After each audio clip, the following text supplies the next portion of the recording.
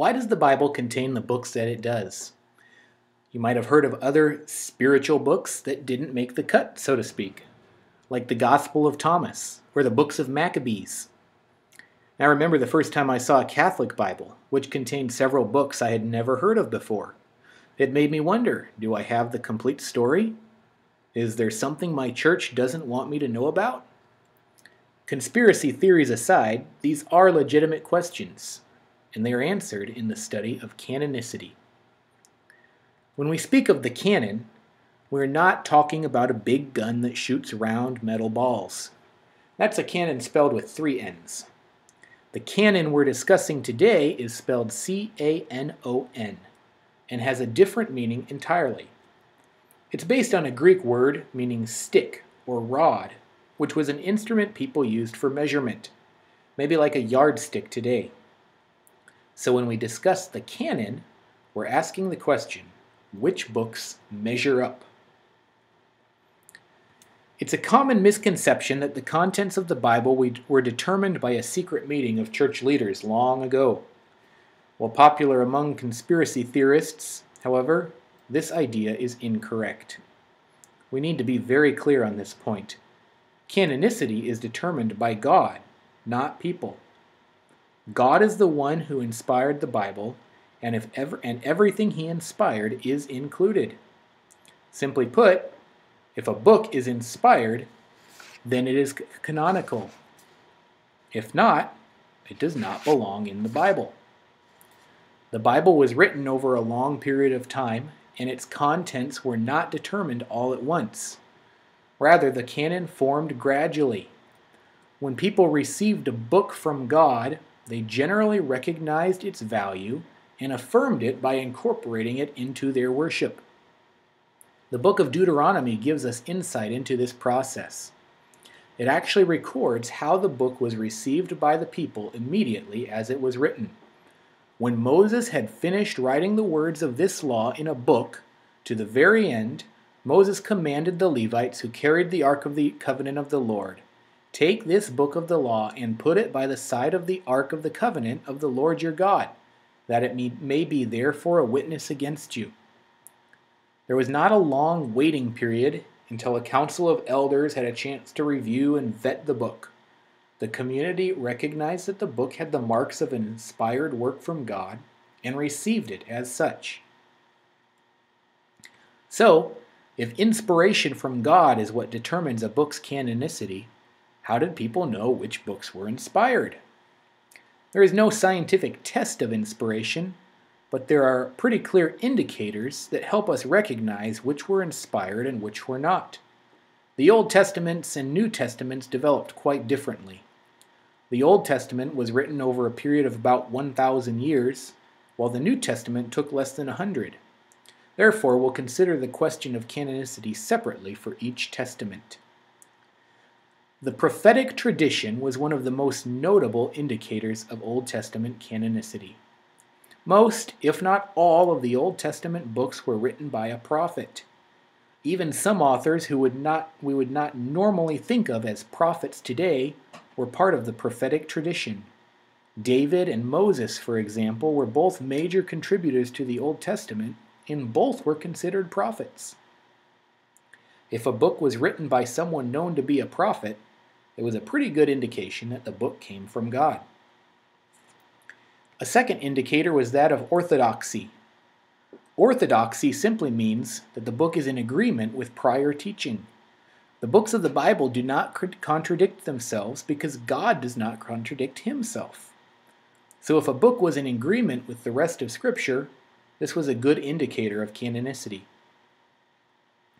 Third, those books that were canonical were recognized and used in the temple. We already observed how Moses' writings were incorporated into the tent of meeting as soon as they were complete. The conviction of the leaders and the people was a fourth indicator of canonicity. Though the messages of the writers were sometimes unpopular, the faithful generally responded and accepted them. Finally, once the New Testament was written, we received another solid indicator of Old Testament canonicity, the testimony of Jesus and the apostles. According to theologian George F. Pentecost, the New Testament quotes from or alludes to every book in the Old Testament except Esther. When the New Testament authoritatively uses material from the Old Testament to support its teaching, this is a strong indicator that the writers considered this material to come from God. Indeed, by this time, the Old Testament was almost universally considered to be complete. Granted, these indicators of canonicity are not 100% foolproof, and none of them are decisive in and of themselves. A prophet could certainly have written a non-canonical book. Presumably, not all of David's psalms were inspired. As we might expect, there was often debate in the Jewish community over the canonicity of certain books. Over time, 4 different categories developed, which we use to describe how books were evaluated. First was the category of homologumena. In Greek, homo means the same, and legumena means saying. So these were the books that everyone was saying the same thing about. In other words, everyone agreed that these books were canonical. All but 5 books of our Old Testament fell into this category. The antilegomena, on the other hand, was a group of 5 books that some, but not all, rabbis disputed. Song of Solomon was questioned because of its sexual content, which offended some straight-laced rabbis. Ecclesiastes was questioned because its first 11 chapters seem to teach that life on earth is completely meaningless. It is not until you get to chapter 12 that the tension is resolved, and the author concludes that faith in God is what brings meaning to life. Esther was questioned because it does not contain God's name, even though he is clearly working behind the scenes. Ezekiel contains predictions about some major changes in the forms of temple worship during the Messiah's reign, so naturally some rabbis disputed the book because of how highly they valued Mosaic law. Finally, Proverbs was disputed because some of its sayings seemed to contradict others. Proverbs 26:4 and 5 read, "Answer not a fool according to his folly, lest you be like him yourself. Answer a fool according to his folly, lest he be wise in his own eyes." So which is it? Do you answer a fool or not? That's Proverbs' point exactly. Some fools should be answered, and others should not. It's not a contradiction. So these 5 books were questioned at some point regarding their canonicity. But as you can see, none of these points carried any significant weight, and in the end, all acknowledged their canonicity. The same cannot be said for the pseudepigrapha. This category of books was rejected by all the scholars of the day. No one considered them to be inspired or canonical. The term pseudepigrapha means false writings. These were books that were written under a pseudonym or a pen name to lend credibility. For example, the Book of Enoch was written thousands of years after Enoch's death, but his name is used because of his great spiritual reputation. Lastly, we have some books from the Old Testament era known as the Apocrypha. These books were accepted by canonical as some, but certainly not all. These are the extra books that you will find in a Catholic Bible, but not a Protestant Bible. The term itself means hidden writings. It's important to emphasize that the Apocrypha were never recognized as scripture by ancient Judaism. They were not canonized until the 16th century during the Roman Catholic Church's Council of Trent. Before this, they were not considered canonical. Interestingly, many of the unscriptural practices that the Protestant reformers took issue with in the Roman Catholic Church have some basis in the Apocrypha. The reformers rightly pointed out that concepts such as purgatory are not found in Scripture. Rather than reform their doctrine, the Roman Catholic response was to canonize those books that did contain this teaching.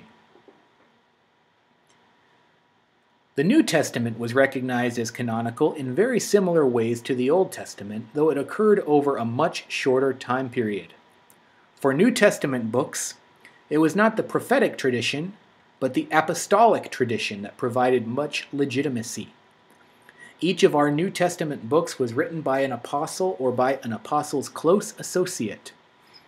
In addition to the apostolic tradition, all of our New Testament books come from what we call the apostolic era, the first generation of believers after Christ, up until about 90 AD.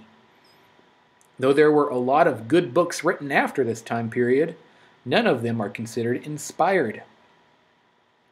As with the Old Testament, orthodoxy was another key indicator of canonicity. None of the New Testament books contradict each other. Lastly, universality was an important factor. The books of the New Testament all have universal relevance. We can't read them and say, this was just for back then. Though each book was written to a specific audience, their teaching is nevertheless applicable to the universal church. The early church gradually recognized and affirmed the New Testament's canonicity over the first several hundred years of its existence. Pastors and theologians from that era consistently taught from the same basic group of books that eventually comprised the New Testament. Of course, it took a while for the books to spread. Since they were mostly written as letters to specific churches, different books tended to have different levels of prominence in different areas of the Roman Empire. By about the 4th century AD, the books had spread universally through the entire empire, and the Council of Hippo confirmed the consensus of the Church Fathers in 393 AD. Again, it's important to emphasize that this council did not decree what was and was not canonical. Rather, it simply affirmed what the Church already recognized based on these indicators of canonicity. The same 4 categories of canonicity observed with the Old Testament also apply to the New Testament. First, we have the Homologumena, or the books accepted by everyone. All but 7 of our New Testament books fall into this category. Second, there were the Antilegomena, which some disputed or questioned. These consisted of the Hebrews, which was questioned because it does not identify an author. Of course, disclosure of authorship is not a specific criteria for canonicity, and there are many Old Testament books that are also anonymous. So in the end, this did not hold water. James was questioned because of its tension with Paul's teaching on justification in the book of Romans. However, theologians eventually realized that the two were simply speaking about different aspects of the same concept. 2 Peter was disputed because it has significant stylistic differences compared to 1 Peter. They sound very different, so people wondered if Peter could really have written both of them. Of course, we all will sound different depending on who we're writing to and what we're writing about. 2nd and 3rd John were questioned on the grounds of universality. Their focus was very narrow, and some wondered if their teaching applied to the church as a whole. Jude was questioned because it quotes from a secular book.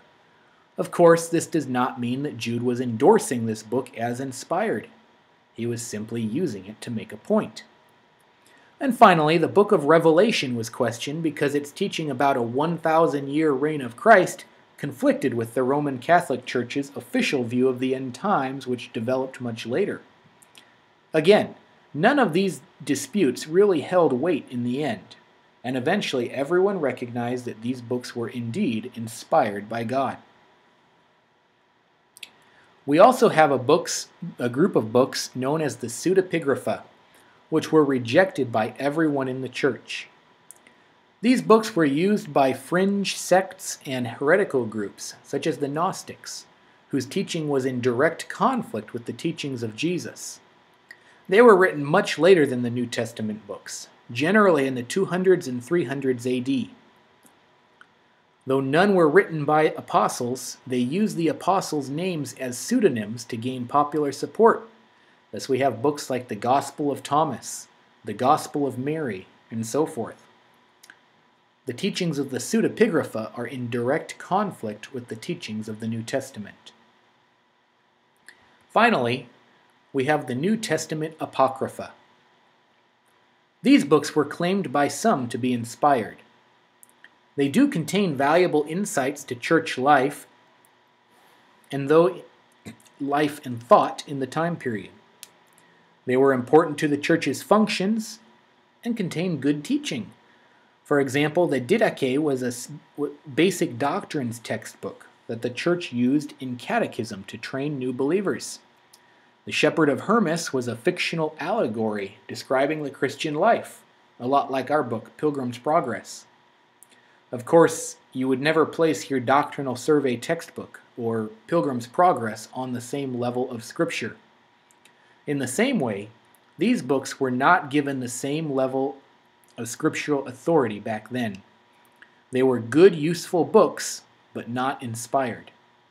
None of the New Testament Apocrypha are included in modern scripture translations, neither Protestant nor Roman Catholic.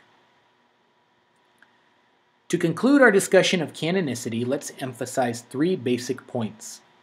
These are what should always come back to when we have discussions about why the Bible contains the books it does.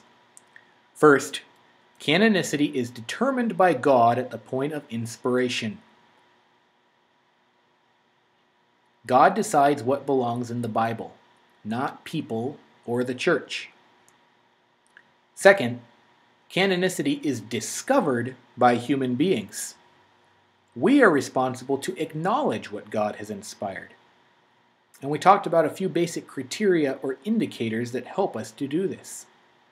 Finally, we accept by faith that God has providentially guided humans to ensure the accurate recognition of His intended revelation. God would not go to the effort of inspiring a book only to allow it to be lost or neglected along the wayside of history. It is His word, and He has promised that it will never pass away.